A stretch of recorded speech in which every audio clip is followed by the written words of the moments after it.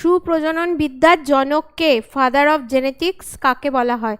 Darwin, Mendel, bridge না Wiseman? চারটে option আছে, তোমরা ফটাফট উত্তর দিয়ে দাও। আর আমি বলবো তোমাদের যে বন্ধুদের গ্রুপ আছে, যা তোমরা একসাথে স্টাডি করো, তো সেই গ্রুপগুলোতে ক্লাসটা শেয়ার করে দাও।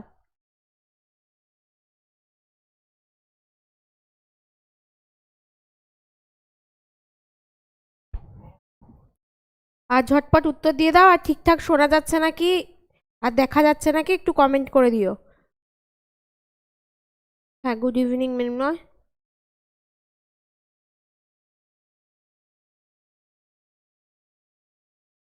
চলো, এইটার উত্তর তোমরা সকলেই ঠিক দিয়েছো। সুপ্রজনন বিদ্যা বা ফাদার অফ জেনেটিক্স, সুপ্রজনন বিদ্যার জনক বা ফাদার অফ জেনেটিক্স বলা হচ্ছে মেন্ডেলকে, গ্রেগর জোহান মেন্ডেল। চলে যাচ্ছি পরের প্রশ্নে। 2, জিন শব্দটি প্রস্তাব করেন কে? মর্গান, মেন্ডেল, জোহানসেন আর ব্রিজ?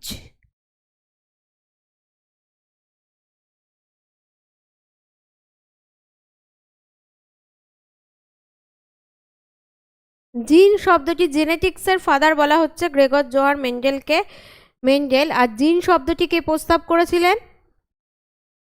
এটা কিন্তু মেন্ডেল নয়, বাকি তিনজনের মধ্যে একজন। কি তোমরা উত্তর দাও? হ্যাঁ, 2 এর উত্তরটা দিয়ে দাও ঝটপট। পূজা, পার্বতী, কৃষ্ণা, মৃন্ময়, নবনীতা। হ্যাঁ, তোমরা উত্তর দিচ্ছ। এটার উত্তর হবে জোহানসেন। উইলিয়াম জোহানসেন 1909 খ্রিস্টাব্দে জিন, প্রথম জিন নাম, জিনের প্রমাণ দেন বা জিন প্রস্তাব করেন, জিন নাম প্রস্তাব করেন। চলো পরের প্রশ্ন দেখো।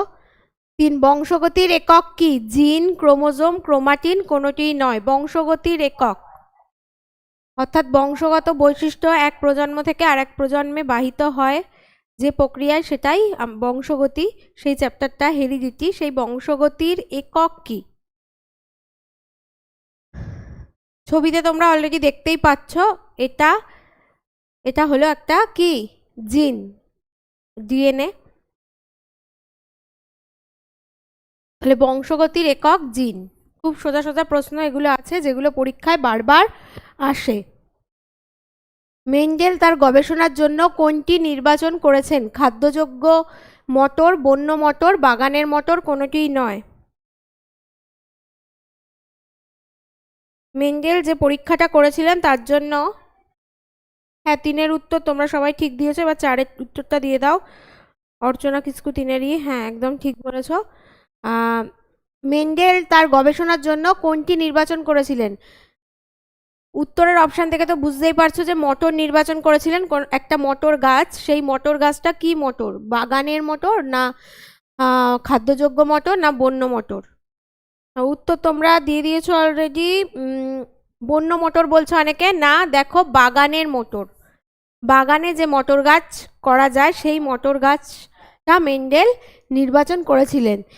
বিভিন্ন ভ্যারাইটি তোমরা মটরের দেখতে পাচ্ছ, যেটা হচ্ছে মসৃণ দানার, কুঞ্চিত দানার, হলুদ, সবুজ, যেটা সবুজ হলুদ রং খোসার, এই জিনিসগুলো, কুঞ্চিত বীজপত্র, এটা হচ্ছে মসৃণ বীজপত্র। এরকম বিভিন্ন রকম বৈশিষ্ট্য সেই মটর গাছে আছে। আর এই নিয়ে একটা পরে প্রশ্ন আসবে, তখন আলোচনা করব। চলে যাই 5 নম্বর প্রশ্নে। জিন কি দিয়ে তৈরি? ডিএনএ, আরএনএ, ডিএনএ এবং আরএনএ না প্রোটিন? জিন কি দিয়ে তৈরি?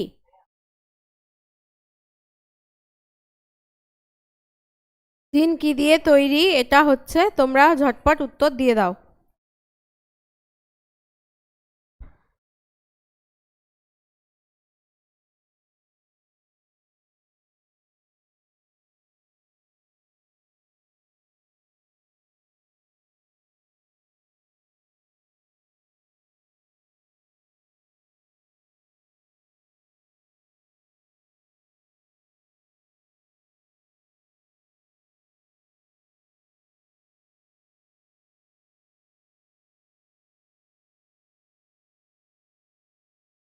দেখো বাগানের মটরটা উত্তর। এখন বন্য মটর বলতে বনে জঙ্গলে যেটা হয়, বাগানে যে মটরটা চাষ করা যায়।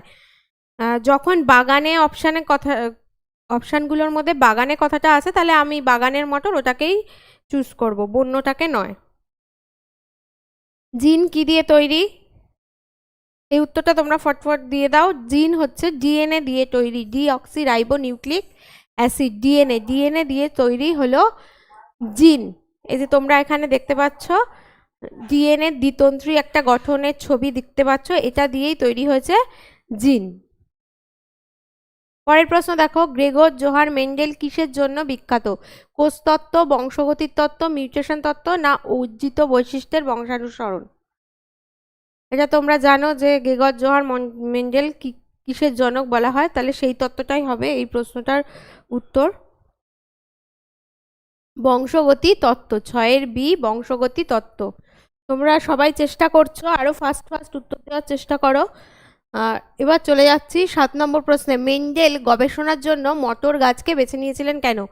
এই প্রশ্নটার উত্তর তখন বলছিলাম যে কেন মটর গাছকেই বেছে নিয়েছেন। মটর গাছ সস্তা তাই, সহজলভ্য তাই, মটর গাছের অর্থনৈতিক গুরুত্ব অনেক, আর মটর গাছের অনেকগুলি বিপরীতধর্মী বৈশিষ্ট্য আছে। কি কারণে মটর গাছকে বেছে নিয়েছিলেন মেন্ডেল?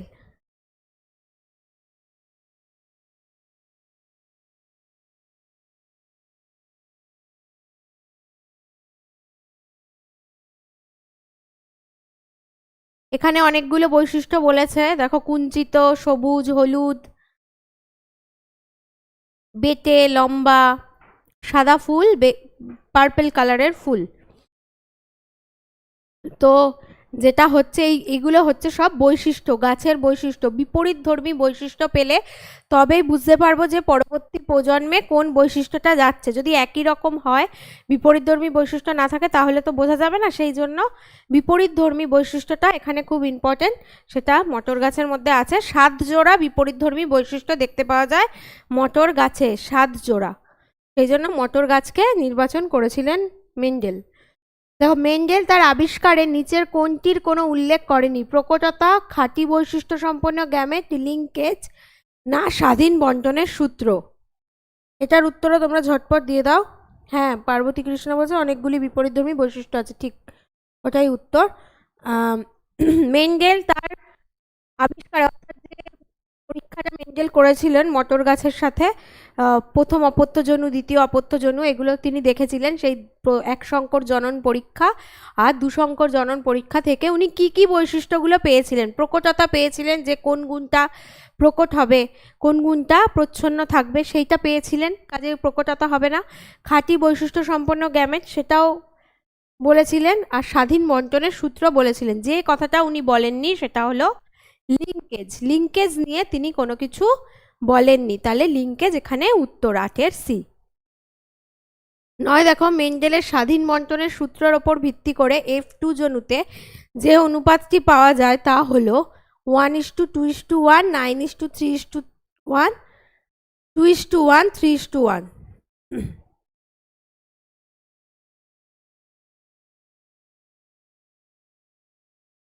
ফিনোটাইপ অনুপাতের কথা বলা হচ্ছে, অর্থাৎ বাহ্যিক বৈশিষ্ট্যের।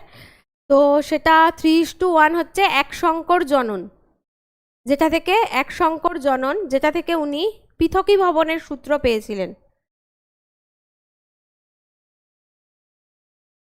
আর দ্বিসংকর জনন থেকে উনি স্বাধীন বন্টনের সূত্র পেয়েছিলেন।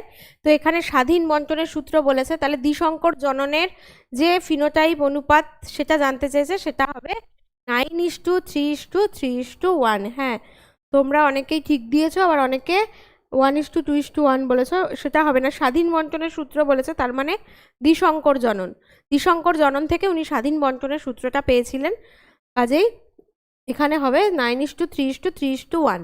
জিন কিসে থাকে? 10 নম্বর প্রশ্নে চলে এসেছি। জিন কিসে থাকে? ক্রোমোজোম, মাইটোকন্ড্রিয়া, প্লাস্টিড না রাইবোজোম? কিসে থাকছে জিন? দেখো, এপাশে একটা কোষের নিউক্লিয়াসের ছবি দেখতে পাচ্ছ তোমরা। এই নিউক্লিয়াস, সেলের মধ্যে রয়েছে নিউক্লিয়াসের মধ্যে নিউক্লিয় পর্দা থাকে, নিউক্লিয় জালিকা থাকে। তো এটা একটা হচ্ছে বিভাজিত হবে, এরকম কোষগুলো বিভাজিত হয়, তার আগে পেঁচিয়ে অনেক ছোট হয়ে যায়। যখন ছোট হয়ে যায় তখন তাকে স্পষ্ট বোঝা যায়, এরকম দেখতে হয়। যে ছবিগুলো তোমরা এখানে এই যে দেখতে পাচ্ছ, এগুলোকে বলা হচ্ছে ক্রোমোজোম। এই ক্রোমোজোমের মধ্যেই থাকছে জিন। তাহলে উত্তর কি হবে? ক্রোমের মধ্যেই থাকছে জিন। তাহলে উত্তর কি হবে? ক্রোমোজোম। ক্রোমোজোমের মধ্যে থাকছে জিন। 10-এর বি মাইটোকন্ড্রিয়ায় বলেছ না, মাইটোকন্ড্রিয়া ওই প্রশ্ন এখানে ইন জেনারেল জানতে চাইছে যে জিন কোথায় থাকে। জিন ক্রোমোজোমে থাকে। 11টা দেখো, একটি নির্দিষ্ট বিন্দুতে অবস্থিত বিভিন্ন চারিত্রিক বৈশিষ্ট্য নিয়ন্ত্রণকারী জিনকে কি বলে? একটি নির্দিষ্ট বিন্দুতে অবস্থিত বিভিন্ন চারিত্রিক বৈশিষ্ট্য, মানে পিতা মাতার থেকে বিভিন্ন চারিত্রিক বৈশিষ্ট্য পায়। তো এই একটা নির্দিষ্ট বিন্দুতে অবস্থিত সেই চারিত্রিক বৈশিষ্ট্যের রূপভেদকে কি বলা হচ্ছে সেটা জানতে চেয়েছে। বিভিন্ন চারিত্রিক বৈশিষ্ট্য নিয়ন্ত্রণকারী জিনকে কি বলছে একটা নির্দিষ্ট বিন্দুতে অবস্থিত? অ্যালিল, অঙ্কোজিন, পলিজিন না প্রকট জিন? কি হবে উত্তর? উত্তর হবে 11-র এ, অ্যালিল। অ্যালিল হবে উত্তর। 12 নম্বর প্রশ্ন দেখো, মেন্ডেলের এক সংকর পদ্ধতি ফিনোটাইপ অনুপাত কত? এইবার জানতে চেয়েছে এক সংকর জনন। আগে আমরা দ্বিসংকর জনন পেয়েছি, তখন আমি এক সংকরটা অলরেডি বলেও দিয়েছি। তো কি হবে এক সংকর জনন? এটা তোমরা সবাই পেরে যাবে। এটা ফিনোটাইপ অনুপাত 9:3:3:1। দ্বিসংকর জননে দেখো F2 জেনারেশনে, F1 জেনারেশনের ফিনোটাইপ কি সেটা জানতে চেয়েছে। F1 জেনারেশনের ফিনোটাইপ 3:1, 3:1। আর 1:2:1 কিন্তু জিনোটাইপ অনুপাত এক সংকর জননের। চলে যাচ্ছি পরের প্রশ্নে। 13, কে কৃত্রিম ডিএনএ প্রস্তুত করার জন্য নোবেল পুরস্কার পান? কৃত্রিম ডিএনএ পুরস্কার করে নোবেল পুরস্কার পেয়েছিল কে? কেলভিন, খোরানা, ট্যাটাম না কার্নবার্গ? তিনি একজন ভারতীয় বংশোদ্ভূত আমেরিকান। তিনি হচ্ছে নোবেল প্রাইজও পেয়েছিলেন এই কারণে। কাজেই কারোরই আর ভুল হবে না, সবাই এই অপশান দিতে পারবে। ঝটপট উত্তর দিয়ে দাও।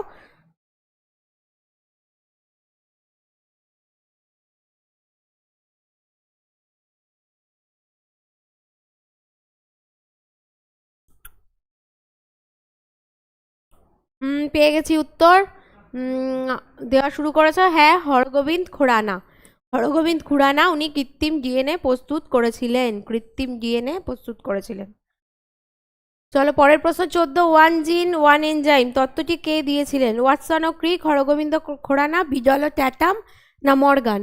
ওয়ান জিন ওয়ান এনজাইম, কে এই তথ্যটা দিয়েছিলেন? দেখি এর উত্তরটা কতজন ঠিক দেয়। ঝটপট উত্তর দিয়ে দাও।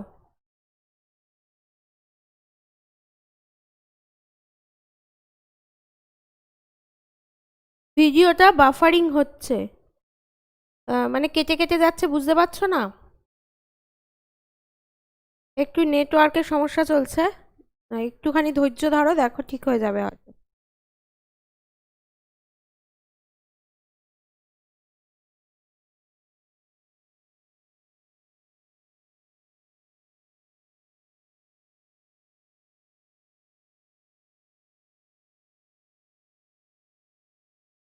এটা হচ্ছে ওয়ান জিন ওয়ান এনজাইম তত্ত্বটি দিয়েছিলেন ব্রিডল ও ট্যাটাম। ব্রিডল ও ট্যাটাম।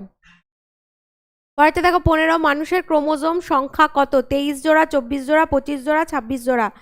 এটা খুব সোজা প্রশ্ন, কিন্তু বহুবার আসে পরীক্ষায়, বহু পরীক্ষায় আসে যে মানুষের ক্রোমোজোম সংখ্যা কত? কত হবে উত্তর? 23 জোড়া, অর্থাৎ 46টি। 46টি মানুষের ক্রোমোজোম সংখ্যা 23 জোড়া, অর্থাৎ 46টি।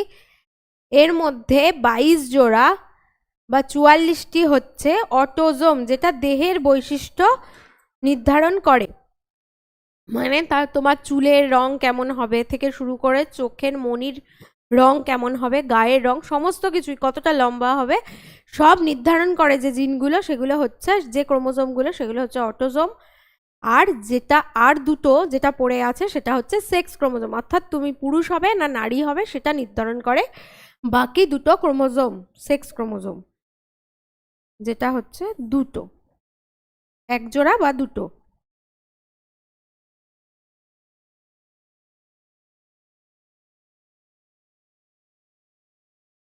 তাহলে অটোজোম কতগুলো? 22 জোড়া। আর সেক্স ক্রোমোজোম কতগুলো? এক জোড়া।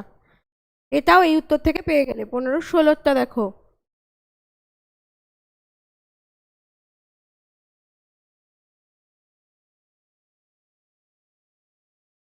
হ্যাঁ পার্বতী কৃষ্ণা, অনেক প্রশ্নের উত্তর সঠিক দিচ্ছ। আচ্ছা আসছে। আমাদের একটু নেটওয়ার্কের প্রবলেম হচ্ছে, তোমরা একটু ধৈর্য ধরো, আশা করছি ঠিক হয়ে যাবে। পুরুষ লিঙ্গ নির্ধারক ক্রোমোজোম কোনটি?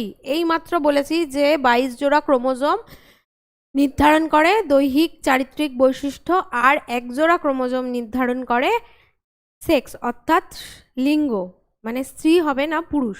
তো এখানে জানতে চেয়েছে যে পুরুষ লিঙ্গ নির্ধারণ ক্রোমোজোম কোনটা, XX, XO, XY না কোনোটিই নয়।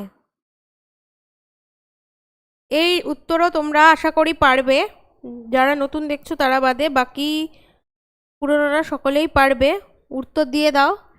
পুরুষ আর নারী এদের দুজনের লিঙ্গ যে সেক্স ক্রোমোজোম সেটা হচ্ছে এক্স আর ওয়াই, এই দুটো দিয়ে তৈরি। নারী হলে, স্ত্রী হলে, ফিমেল হলে তার ক্রোমোজোম হবে এক্স এক্স, আর মেল হলে তার ক্রোমোজোম হবে এক্স ওয়াই।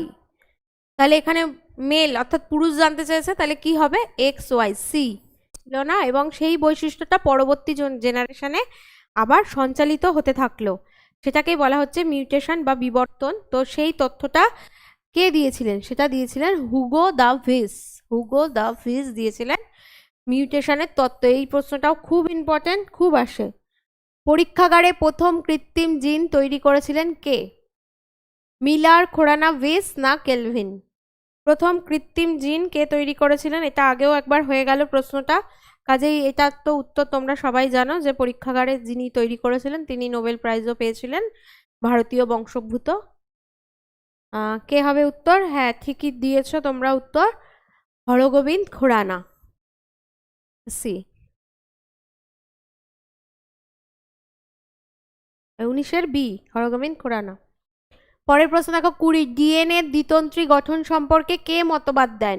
লিউয়েনহক, সালাচ, ওয়াটসন ও ক্রিক না ডাল্টন? ডিএনএর যে দ্বিতন্ত্রী গঠন সেই সম্পর্কে মতবাদ কে দিয়েছিলেন? লিউয়েনহুক, সালাচ, ওয়াটসন ও ক্রিক না ডাল্টন? ডিএনএর দ্বিতন্ত্রী গঠন, ডিএনএ আমরা সবাই জানি এই যে দ্বিতন্ত্রী গঠন দেখা যায় ডিএনএ এরকম পেঁচিয়ে থাকে, তো এই দ্বিতন্ত্রী গঠনটা যিনি দিয়েছিলেন তিনি হলেন ওয়াটসন ও কিক। ওয়াটসন ও কিক। চলে যাচ্ছি পরের প্রশ্নে, 21 নম্বর প্রশ্ন। হ্যাঁ ওয়াটসন ও কিক, পার্বতী কৃষ্ণা বলেছ, অর্চনা বলেছ, নবনীতা সিংহ রায়। হ্যাঁ চলো, বংশগত বৈশিষ্ট্য এক প্রজন্ম থেকে আর এক প্রজন্মে সঞ্চারিত হওয়াকে কি বলে? বংশগত বৈশিষ্ট্য এক প্রজন্ম থেকে আর এক প্রজন্মে যাচ্ছে, সেটাকে কি বলে? ইংরাজি কথাটা হেরিডিটি, তাহলে বাংলাটা কি হবে? সবাই পারবে। অভিব্যক্তি, বংশগতি, জিনতত্ত্ব না মিউটেশন? কি বলে বংশগত যে বৈশিষ্ট্য এক প্রজন্ম থেকে অপর প্রজন্মে সঞ্চালিত হচ্ছে সেটাকে কি বলা হয়? উত্তর দিয়ে দাও ঝটপট। আর উত্তর অলরেডি পেয়ে গেছি। কেউ কেউ আবার বলেছো 21-এর এ মানে অভিব্যক্তি, না অভিব্যক্তি তো নয়, এটা হবে বংশগতি, হেরিডিটি, যার বাংলা কথা বংশগতি। তাহলে পরের প্রশ্ন, নিচের কোন সবজিটিকে জিনের পরিবর্তন ঘটিয়ে সৃষ্টি করা হয়েছে? গাজর, মূলো, বেগুন না আলু? জিনের পরিবর্তন ঘটিয়ে সৃষ্টি করা হয়েছে কোন সবজিটি? ঝটপট উত্তর দিয়ে দাও, এটা খুব সোজা।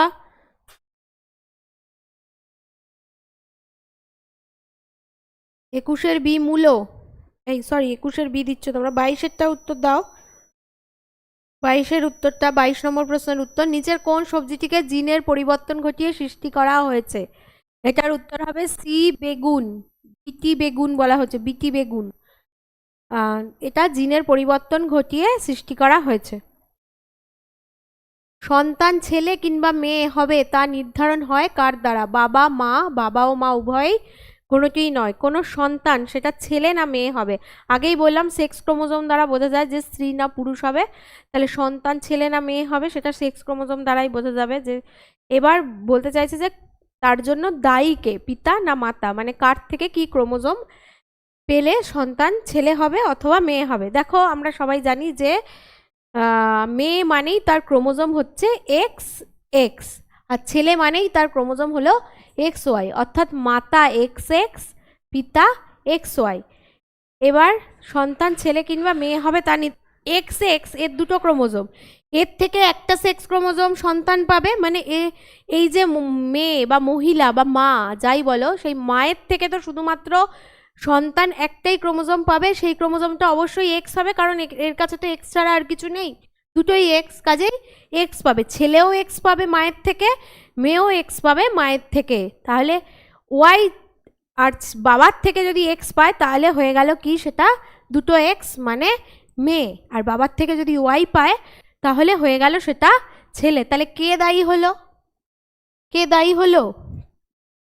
হ্যাঁ, একদম সঠিক বলেছ, 23 বাবা, যার ক্রোমোজোম এক্স ওয়াই, অর্থাৎ এক্স যদি মার থেকে তো এক্স পাচ্ছেই, বাবার থেকে যদি এক্স পেয়ে গেল তো হয়ে গেল মেয়ে, আর ওয়াই পেয়ে গেল তো হয়ে গেল ছেলে। অনেক ক্ষেত্রেই মানে বারবার কন্যা সন্তান হওয়ার জন্য মেয়েদের দোষারোপ করা হয় এবং নানা রকম অত্যাচার করা হয়, যেটার পরিমাণ এখন অনেকটাই কমে গেছে, কিন্তু আসল সত্য হলো সন্তান ছেলে কিংবা মেয়ে হবে সেটা নির্ধারণ করে বাবা, অর্থাৎ পিতা। চলো পরের প্রশ্নে, বংশগত বৈশিষ্ট্য জনিত জনু থেকে অপত্য জনুতে যায় কিসের দ্বারা?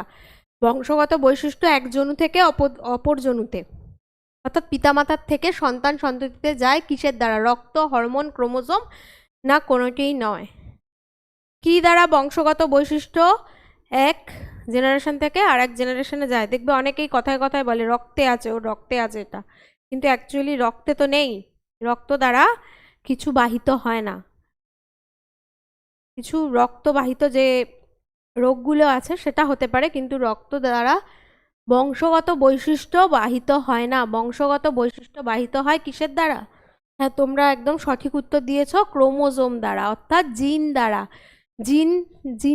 জিন থাকছে ডিএনএতে, ডিএনএ থাকছে ক্রোমোজোমে, ক্রোমোজোমের একটা একক হচ্ছে জিন। তাহলে চলো 25 নম্বর প্রশ্ন, নিচের কোনটি বংশগত রোগ?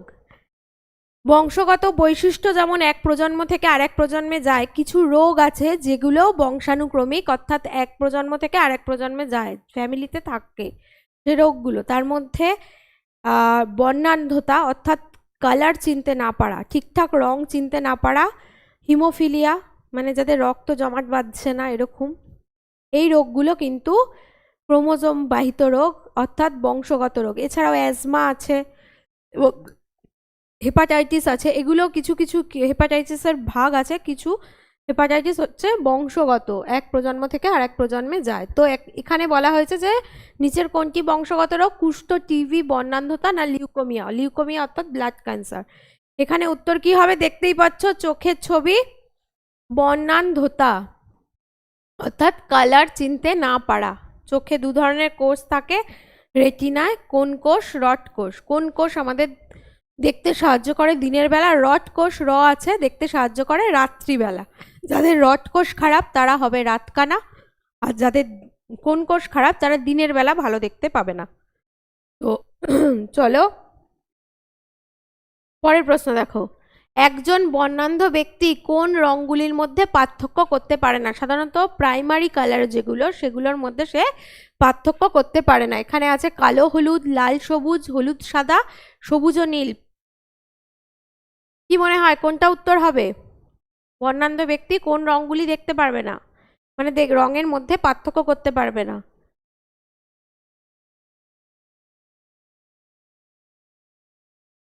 এবার স্কাই, সি গ্রিন, ব্লু, এগুলো তো খুব কাছাকাছি, এগুলোর মধ্যে না, অনেক সুস্থ মানুষও এগুলোর মধ্যে পার্থক্য করতে পারে না ঠিকঠাক, কিন্তু যেগুলো লাল, সবুজ, নীল, এই রঙগুলোর পার্থক্য যারা করতে পারবে না তারা হবে বর্ণান্ধ। তো এখানে উত্তর হবে বি, লাল ও সবুজ। 26-এর বি, লাল ও সবুজ।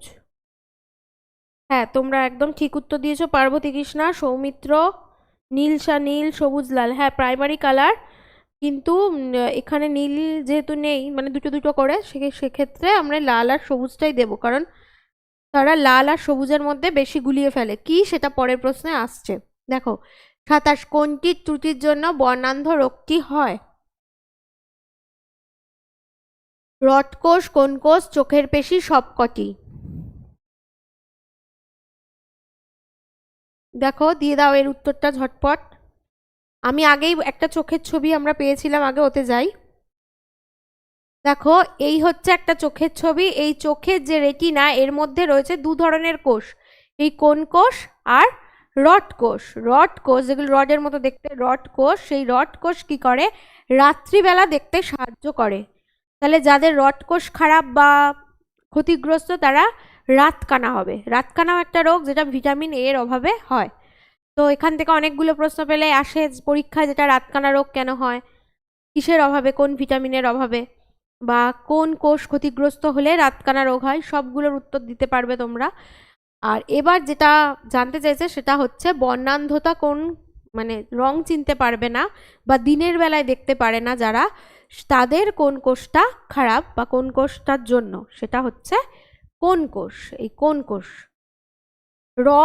রাত আর রড, এই র এর মিল আছে, এটা দেখে মনে রাখবে, রাত্রিবেলা রড কোষ, দিনের বেলা কোন কোষ, আর বর্ণান্ধতাও কোন কোষ।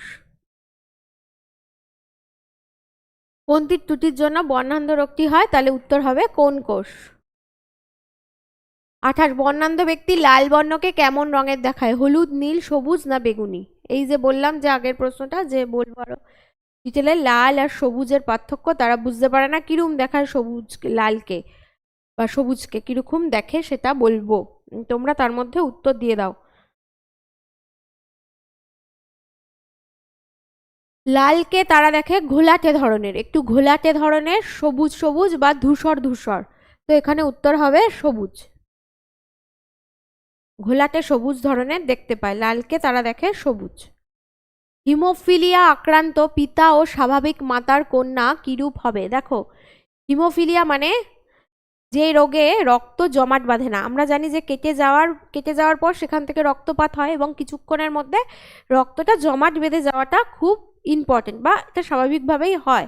সেখানে রক্ত ক্লডিং হয়, ওই ফাইব্রিনোজেন, রক্তের যে রক্ততঞ্চন পড়তে গিয়ে আমরা যেটা পড়েছি, রক্তের যে প্রোটিনগুলো থ্রম্বিন, প্রথম্বিন, এগুলো নিয়ে ওখানে একটা জালক সৃষ্টি করে, ফলে সিরাম নিঃসৃত হয়, রক্তটা জমাট বেঁধে যায়।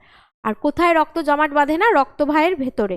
রক্তবাহের ভেতরে রক্ত জমাট বেঁধে গেলে আবার মুশকিল, সেখানে রক্তবাহের ভেতরে রক্ত জমাট বাঁধতে দেয় না হেপারিন নিঃসরণের জন্য। বেসোফিল শ্বেত রক্তকণিকা হেপারিন নিঃসরণ করে, সেই জন্য রক্তবাহের মধ্যে রক্ত জমাট বাঁধে না। তো এই যে প্রশ্ন, এটা হচ্ছে হিমোফিলিয়া। তো হিমোফিলিয়া রোগে রক্ত কেটে যাওয়ার পরেও রক্ত ওখানে বেরোতে শুরু করলে বেরিয়েই যায়, রক্তটা জমাট বাঁধতে চায় না বা জমাট বাঁধে না, কাজেই তাদের অনেক হেমারেজ হয়ে যায়, মানে রক্ত অনেক বেরিয়ে যায়, ফলে ক্ষতি হয়। তো সেই হিমোফিলিয়া রোগটা সেক্স লিঙ্ক, অর্থাৎ ক্রোমোজোম বাহিত, যেটা সেক্স ক্রোমোজোম বাহিত, সেক্স লিঙ্ক ডিজিজ, অর্থাৎ সেক্স ক্রোমোজোম বাহিত ডিজিজ, মানে পিতামাতার যে ক্রোমোজোমগুলো পিতা বা মাতার থাকছে, মানে XY বা XX, এগুলো লিঙ্গ নির্ধারক ক্রোমোজোম, এই লিঙ্গ নির্ধারক ক্রোমোজোম দ্বারা, সেক্স ক্রোমোজোম দ্বারা বাহিত হয় হিমোফিলিয়া রোগ। এবার দেখো বলেছে স্বাভাবিক পিতা, অর্থাৎ পিতার নেই কোনো হিমোফিলিয়া রোগ, কিন্তু হিমোফিলিয়া রোগটা রয়েছে কার, স্বাভাবিক কন্যা। কি বলেছে, হিমোফিলিয়া আক্রান্ত পিতা ও স্বাভাবিক মাতা, মাতা স্বাভাবিক, মানে মাতার কোনো রোগ নেই হিমোফিলিয়া, কিন্তু পিতার আছে হিমোফিলিয়া রোগ। এখানে একটা জানতে হবে, হিমোফিলিয়া রোগ যে সেক্স ক্রোমোজোম দ্বারা বাহিত হয় বললাম, সেই সেক্স ক্রোমোজোম কোন sex chromosome, x sex chromosome দ্বারা বাহিত হয় হিমোফিলিয়া রোগ। এক্স মানে কার, সেটা থাকে মাতার, কিন্তু এখানে মাতা স্বাভাবিক রয়েছে বলেছে, তার মানে মাতার মধ্যে নেই, আর পিতার একটাই এক্স আছে, কাজেই এটা বহন করছে হিমোফিলিয়া রোগ। এবার এটার দ্বারা স্বাভাবিক মাতার কন্যা কিরূপ হবে, কন্যা হলে এর থেকে কি পাবে, এক্স, আর মাতার থেকে পাবে আর একটা এক্স। তো মাতার তো নেই, কাজেই এই এক্সটা থাকবে না, কিন্তু পিতার যে এক্সটা এলো তার মধ্যে অলরেডি হিমোফিলিয়া এলো। পিতার একটাই এক্স আছে, তাই এক্সে যখনই এইচ আসবে, হিমোফিলিয়া আসবে, তখন সে আক্রান্ত হয়ে যাবে। কিন্তু যে কন্যা সন্তান তার দুটো এক্স ক্রোমোজোম আছে, এই এক্স ক্রোমোজোমের মধ্যে একটাতে হিমোফিলিয়া এলো, বাবার থেকে একটা ক্রোমোজোমে সে হিমোফিলিয়া পেলো, অপরটাতে পেলো না, তাহলে সে কি হয়ে যাবে, সে হয়ে যাবে কেরিয়ার, মানে সে বাহক হয়ে যাবে। তার কিন্তু হিমোফিলিয়া রোগটা হবে না, কিন্তু তার জিনের থেকে গেল হিমোফিলিয়া রোগটা। এবার তার দ্বারা যখন কোনো সন্তান সন্ততি হবে তাদের মধ্যে হিমোফিলিয়া রোগটা আসতে পারে, আবার নাও আসতে পারে। তার যদি এই এক্স ক্রোমোজোমটা আসে তবে আসবে, এই এক্স ক্রোমোজোমটা গেলে আর আসবে না। কাজেই তাহলে উত্তর কি হবে? বাহক। বোঝা গেল? উত্তর হবে বাহক। যেহেতু পিতার থেকে একটাই এক্স পাবে কন্যা সন্তান, আর সেই এক্সটা মধ্যে রোগটা রয়েছে, তাই হয়ে যাবে বাহক বা ক্যারিয়ার। তার হবে না রোগটা, কিন্তু সে বহন করবে।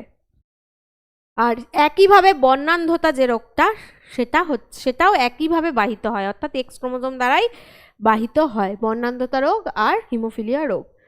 চলো পরের প্রশ্ন দেখো। ডিএনএ এর সংশ্লেষকে কি বলে?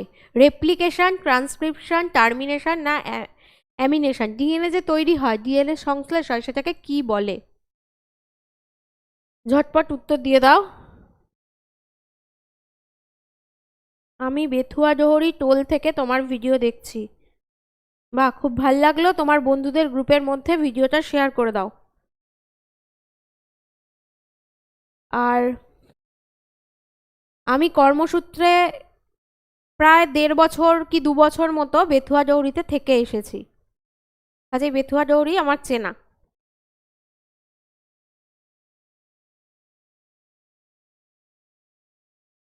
Johann X99।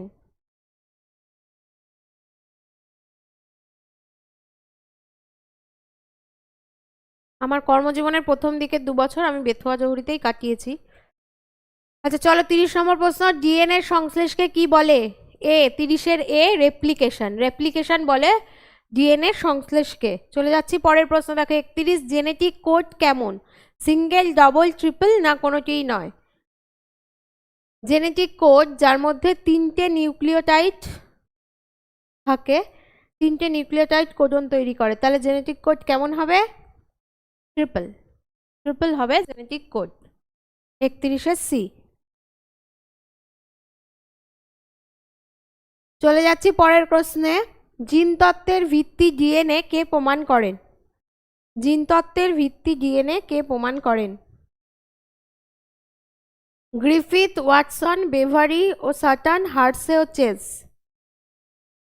জিনতত্ত্বের যে ভিত্তি সেটা ডিএনএ কে প্রমাণ করেন? এই প্রশ্নগুলো তো শুধুমাত্র মুখস্থ রাখতেই হবে। আমার নাম শামীম। আচ্ছা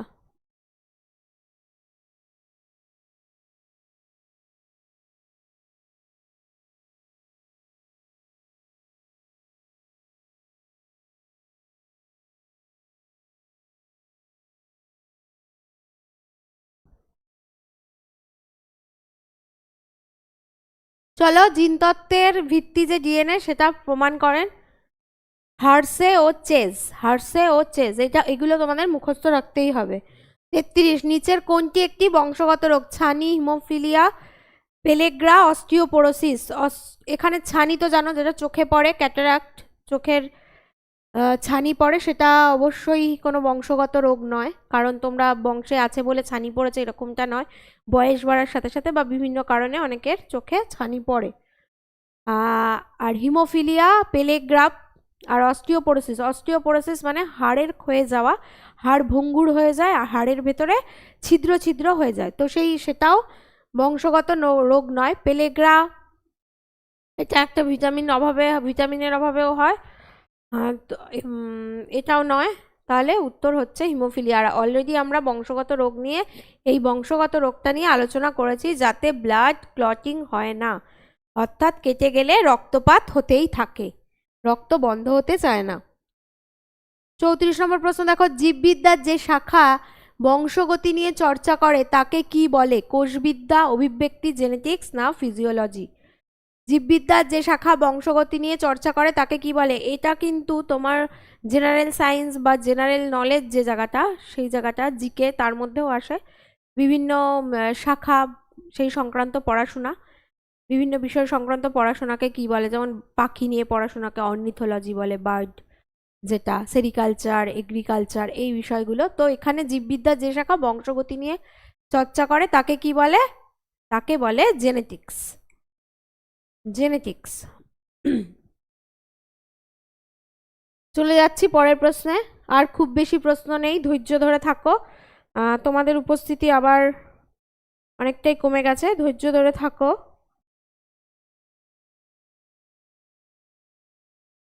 আর খুব বেশি দেরি নেই।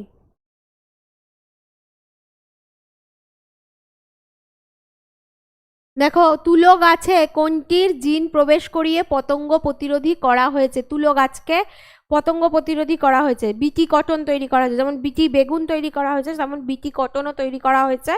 অর্থাৎ জিনের পরিবর্তন ঘটিয়ে তার কিছু ভালো করা হয়েছে। মানে এই যে পতঙ্গ প্রতিরোধী করা হয়েছে, মানে তুলোতে আর পতঙ্গরা নষ্ট করতে পারবে না সেই তুলোগুলোকে। তো সেটা কিসের জিন প্রবেশ করিয়ে করানো হয়েছে সেটা জানতে চেয়েছে। সেটা উত্তর হলো ব্যাকটেরিয়া। ব্যাকটেরিয়া হবে এর উত্তর। তোমরা উত্তর দিয়েছো 35-এর বি, ব্যাকটেরিয়া। হ্যাঁ, একদম সঠিক উত্তর দিয়েছো। ব্যাসিলাস থারিনজেনেসিস বলে একটা ব্যাকটেরিয়া জিন প্রবেশ করিয়ে বিটি কটন তৈরি করা হয়েছে। 36 নম্বর প্রশ্ন, ডায়াবেটিক ডে কবে পালিত হয়? ডায়াবেটিক অর্থাৎ মধুমেহ রোগ, অর্থাৎ ইউরিন দিয়ে গ্লুকোজ বেরিয়ে যায়, মূত্র দিয়ে গ্লুকোজ বেরিয়ে যায়। আমাদের দেহের অতিরিক্ত যে গ্লুকোজ যেটা রক্তে থাকছে, সেটা মানে রক্তে অতিরিক্ত গ্লুকোজ থাকছে বলে সেই গ্লুকোজটা আবার ইউরিন দিয়ে বেরিয়ে যাচ্ছে। তো রক্তে অতিরিক্ত গ্লুকোজ হয়ে গেছে, গ্লুকোজের মাত্রা রক্তে বেড়ে গেছে। তাহলে কি ইনসুলিন হরমোন, গ্লুকাগন হরমোন কি করছে? ইনসুলিন হরমোন আমরা যে খাবার খাচ্ছি সেই গ্লুকোজটাকে গ্লাইকোজেন রূপে সঞ্চিত রাখছে, গ্লুকাগন আবার সেটাকে ভেঙে গ্লুকোজ করছে। তো ইনসুলিন হরমোন যেটা গ্লুকোজকে গ্লাইকোজেনে পরিণত করে জমা রাখবে, সে কাজটা ঠিকঠাক করছে না, সেই কারণে রক্তে গ্লুকোজ বেড়ে যাচ্ছে। তো সেই ডায়াবেটিক ডে কবে পালিত হয় সেটা জানতে চেয়েছে। 14ই নভেম্বর। 14ই নভেম্বর হচ্ছে diabetic day, world diabetic day. তো এইটাও কিন্তু জেনারেল নলেজের থেকে একটা প্রশ্ন, এগুলো আসে পরীক্ষায়। চলো 37 নম্বর প্রশ্ন, বর্ণান্ধ রোগে যখন সব বর্ণ ধূসর দেখায় তখন তাকে কি বলে? ক্রোমাসিয়া, ড্রাইকোমাসিয়া, মোনোক্রোমাসিয়া, উপরের সবকটি। যখন সব বর্ণ ধূসর দেখায় তখন সেটাকে কি বলে? উত্তর তোমরা ঝটপট দিয়ে দাও। আর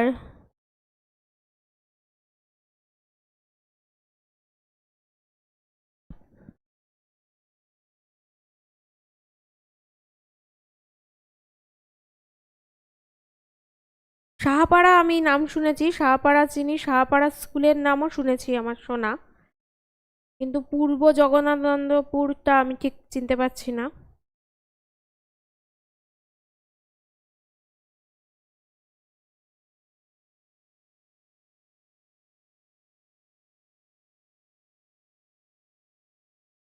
আর আমি বেথুয়াডৌরিতে সাহাপাড়াতেই থাকতাম।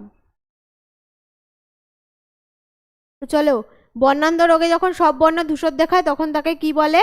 মোনোক্রোমাসিয়া। মোনোক্রোমাসিয়া বলা হয় তাকে। চলে যাচ্ছি পরেরটায়। 38, বংশগতি সম্বন্ধে মেন্ডেলের সূত্রগুলি কি কি? জিনের সংযুক্তি, পৃথকীকরণ এবং স্বাধীন বন্টন, জিনের সংযুক্তি, প্রকটতা এবং পৃথকীভবন, পৃথকীভবন, স্বাধীন বন্টন এবং প্রকটতা, পৃথকীভবন, স্বাধীন বন্টন এবং জিনের সংযুক্তি। দেখো, আগে আমি একটা প্রশ্নে মানে বলে দিয়েছি অলরেডি যে লিঙ্কেজ যেটা, সেটা কিন্তু গ্রেগর জোহার মেন্ডেল বলেনি। কাজে মেন্ডেলের বংশগতির সূত্রগুলোর মধ্যে কি তাহলে হবে না আর কোনটা হবে? তোমরা তো পেরেই যাচ্ছ, উত্তর দেওয়া শুরু করে দিয়েছো অলরেডি। হ্যাঁ, ঝটপট উত্তর দাও। আর এটার উত্তর হবে পৃথকীভবন, স্বাধীন বন্টন এবং প্রকটতা। এই তিনটের কথাই মেন্ডেল বলেছিলেন। পৃথকীভবন, স্বাধীন বন্টন এবং প্রকটতা, অর্থাৎ বংশগত যে বিপরীতধর্মী বৈশিষ্ট্যগুলো এক জনু থেকে অন্য জনুতে যাওয়ার সময় কাছাকাছি এলেও এরা সবসময় পৃথকই থাকে। এবং স্বাধীন বন্টনের সূত্র কি? এরা পৃথকভাবে অন্য কারোর সাথে যুক্ত হয়ে স্বাধীন কোনো বৈশিষ্ট্য প্রকাশ করতে পারে, সেটা স্বাধীন বন্টন। আর প্রকটতা তো বললাম, দেখা গেল যে লম্বা কোনো মটর গাছের সাথে বেটে মটর গাছের সংকরায়ন হয়েছে, পরবর্তী জনিতে যে গুণটা এলো, মানে এটা যেটা এক সংকর জননে মেন্ডেল করেছিলেন, টি মানে পিওর লম্বা, আর এ হচ্ছে পিওর বেটে মটর গাছ। ছোট হাতের টিটি মানে পিওর বেটে, খাঁটি বেটে মটর গাছ। এদের থেকে যখন প্রথম জনুতে মটর গাছ হবে তখন কি হবে, এর থেকে একটা টি পাবে, এর থেকে আর একটা টি পাবে, মানে এর থেকে টি পেলো লম্বা, এর থেকে টি পেলো বেটে। এ তাহলে হয়ে গেল কি মিশ্র বা সংকর, কিন্তু যে দেখতে লাগবে গাছটাকে সেটা কিন্তু লাগবে লম্বা। এই যে লম্বা বেটে প্রথম জনু, ফার্স্ট জেনারেশন যেটা হলো, ফার্স্ট F1 জনু আর কি, F1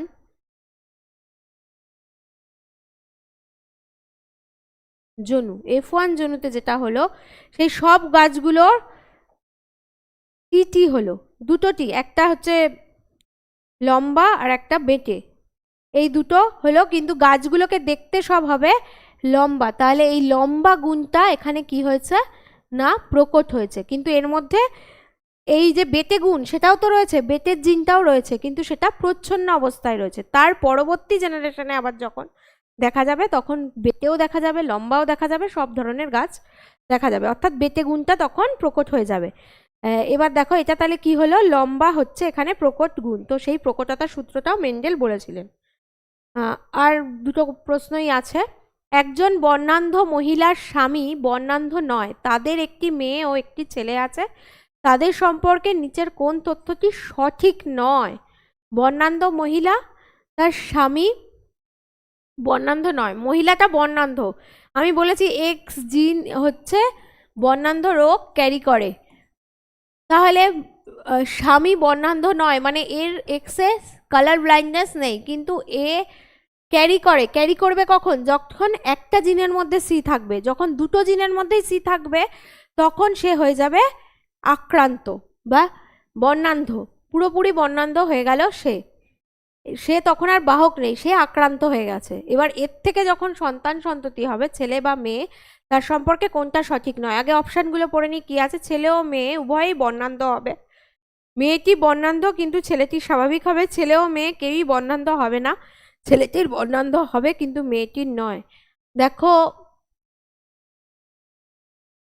এখানে কোন অপশানটা সঠিক হবে না, তোমরা কি কি অপশান দিচ্ছ দেখি।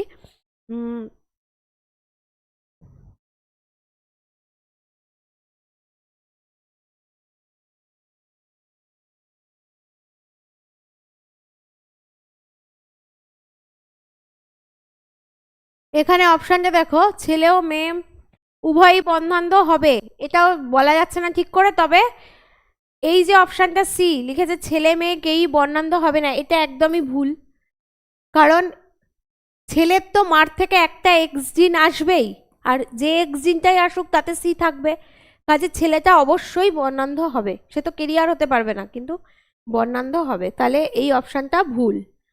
পরেরটা দেখো 40 জেনেটিক্স কোড ত্রয়ী কোড তার প্রমাণ দেন কারা? জেনেটিক কোড যে ট্রিপলয়েড তার প্রমাণ কে দিয়েছিল? জর্জ গ্যামো, ওয়াটসন ও ক্রিক, নিরেনবার্গ ও মার্থেই কেউই নয়। জেনেটিক কোড যে ট্রিপলেট তার প্রমাণ কে দিয়েছিলেন? এটাই আজকের শেষ প্রশ্ন।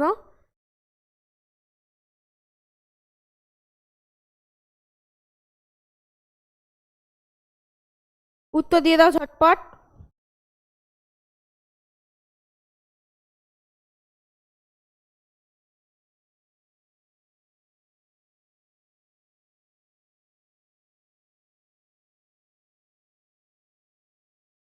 উনিশশো সালে কৃত্রিম আরএনএ তৈরি করেছিলেন তিনি, আবার এই কোড ত্রয়ী কোড দিয়েছিলেন, প্রমাণ দিয়েছিলেন। এছাড়াও 1968 সালে কৃত্রিম আরএনএ তৈরি করেছিলেন নিরেনবার্গ ও মাথেই, এটা হবে উত্তর। তো আজকের ক্লাস এইটুকুই ছিল। বংশগতি খুব বড় চ্যাপ্টার নয়, ছোট চ্যাপ্টার, সেখান থেকে এই কটা প্রশ্ন আমরা নির্বাচন করেছি যেটা পরীক্ষায় বারংবার এসছে।